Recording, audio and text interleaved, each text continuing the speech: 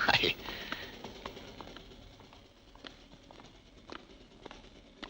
और कैसी गुजर रही है मियाँ के साथ? बस गुजर रही है। चलो अच्छा है। अच्छा, अब मैं इजाजत चाहूंगी। खुदा हाफिज। खुदा हाफिज।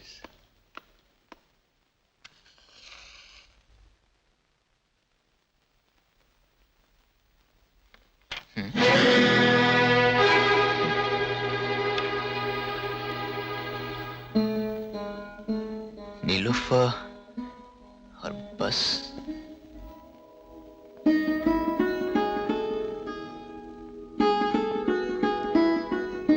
हैदर बेटा। हाय अम्मी। न जाने घंटों से क्या कर रहा है। मैं कितनी बार खाना गर्म कर चुकी हूँ।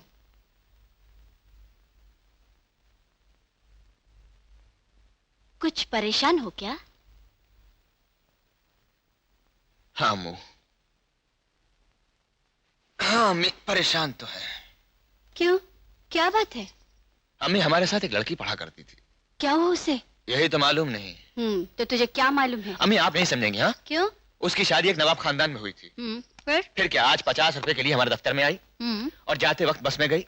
हाँ। और उसके जाने के बाद पता चला कि वो यहाँ किसी हॉस्टल में रहती है। तू अपना खून क्यों जला रहा है? उसी से पूछ लो ना। अम्मी, आपने तो कह दिया पूछ लो, लेकिन पूछे कैसे? खत लिख दे।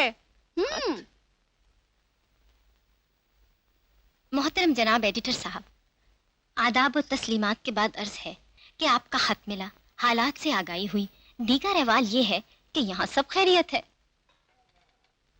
अब फरमाइए, क्यों बुलाया है? बस यही जानने के लिए कि वाकई यहाँ सब खैरियत है। क्यों?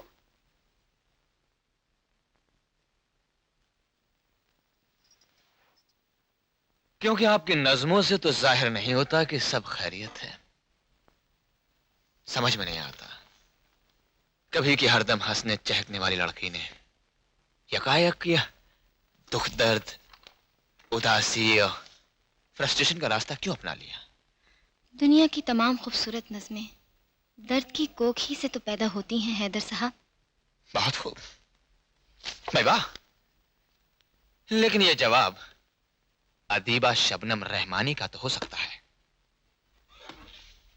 नीलोफर का नहीं। और हमने आज यहां सिर्फ नीलोफर को बुलाया है, एडिटर आफाक ने नहीं, दोस्त हैदर ने।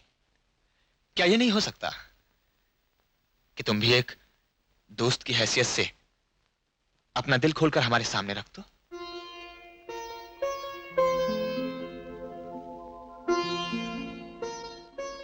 नीलोफर,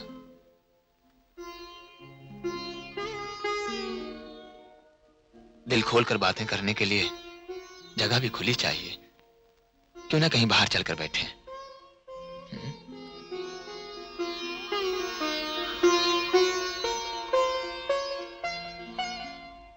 ये तो हम सुन ही चुके हैं कि तुम्हारी शादी एक आला नवाब खानदान में हुई है, लेकिन उस रोज सिर्फ तुम 50 रुपए के लिए दफ्तर आई और बस में वापस लौटी, तो हमें कुछ अजीब सा लगा। और फिर हमें जब ये मालूम हुआ कि तुम यहां किसी हॉस्टल में रहती हो, तो हम तुम्हें खत लिखने पर मजबूर हो गए। नीलोफर, देखो नीलोफर, तुम्हें अपने निजी मुसीबतों के जंगल तो खुद ही तय करने हैं, लेकिन राह में अगर कोई साथी मिल जाए तो सफर आसान हो जाता है। नहीं? मैंने कसम खाई थी किसी के आगे रोऊंगी नहीं। आपने रुला दिया। नहीं नीलोफर, हमने तुम्हें रुलाने के लिए नहीं, बल्कि हम तो तुम्हें खुश देखना चाहते हैं।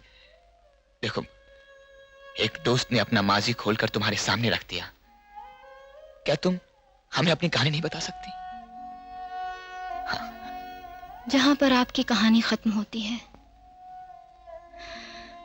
दरअसल वहीं से इन आंसुओं की कहानी शुरू होती है। सितंबर 78 की 7वीं तारीख थी।